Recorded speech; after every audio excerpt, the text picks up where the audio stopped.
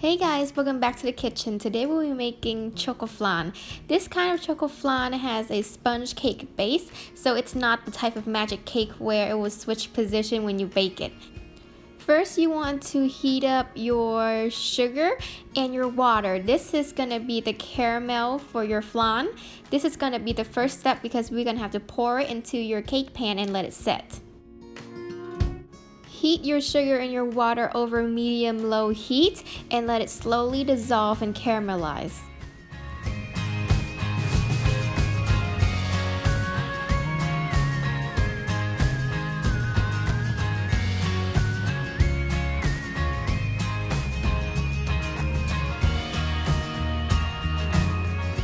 You want to just leave your sugar on the stove until it starts turning gold.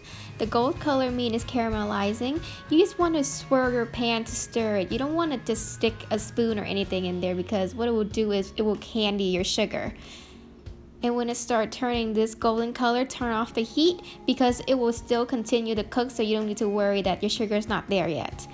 And finally, you will pour into your grease pan. I find using two 6-inch pan is good for one recipe, or you can use a big 12 or 10-inch pan. Set your sugar aside and just let it set at the bottom of the pan. Now you're going to move on to your flan recipe. Now you're just going to whisk together your eggs, your egg yolks, and your sugar. And then in a medium saucepan, you just want to pour in your cream and your milk and heat it over medium-low heat again. You don't want it to boil, but just simmer just a little bit.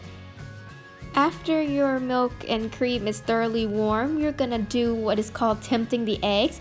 You're just gonna whisk in little by little bit of the milk into the eggs until it warms up, and then pour the whole thing in there. Mix well and then run the mixture through a strain to get rid of any lumps or any accidental cooked eggs. This will make your batter very smooth and light. After you're done straining your eggs, pour into a pitcher and then transfer it into your set sugar caramel and into the pan. I would just split mine half and half into the two 6-inch pan. Now we're going to move on into making the sponge cake layer. This is a very classic sponge cake recipe. First, you're going to start off by beating your egg whites together with your sugar until it forms stiff peaks. So just like usual, you will pour in your sugar tablespoon by tablespoon until the eggs has reached a stiff peak.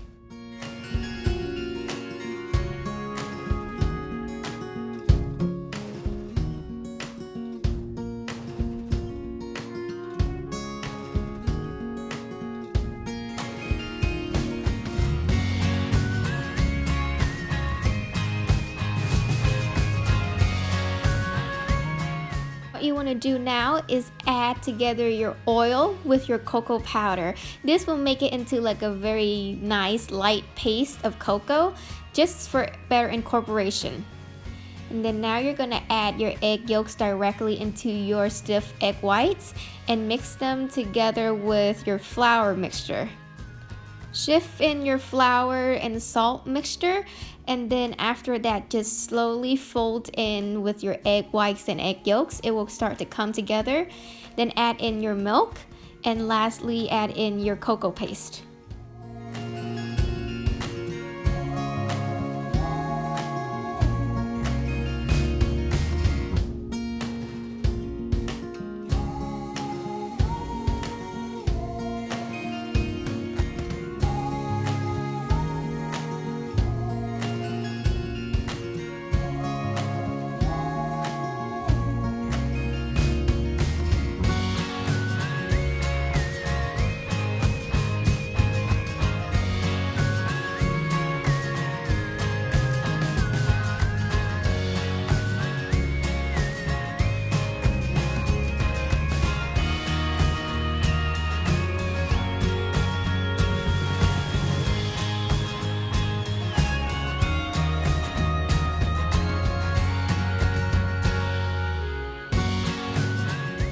You are done mixing your sponge cake batter. You're gonna go ahead and transfer it right on top of your flan.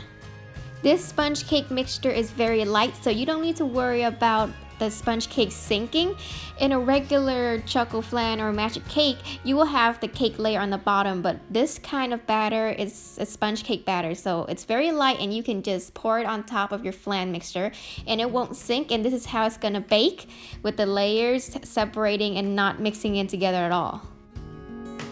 Like before, I'm just gonna split evenly my batter between the two cake pan, and when you're about to bake, boil some water because we're gonna make a water bath for it. And you want to fill this water bath with hot water about half, covering the pan so it can cook evenly.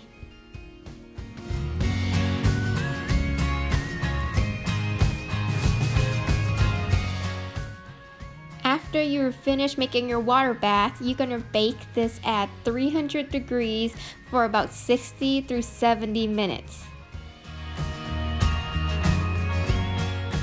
After it is finished baking, you want to take it out and take the pan out of the water bath and let it cool like that.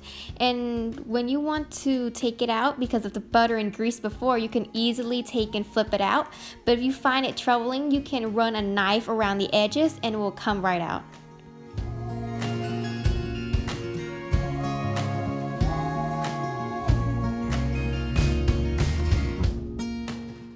You can remove the cake from the pan when it is still warm right out the oven, but what I would recommend is to refrigerate it for a couple hours before taking it out, just for easy handling.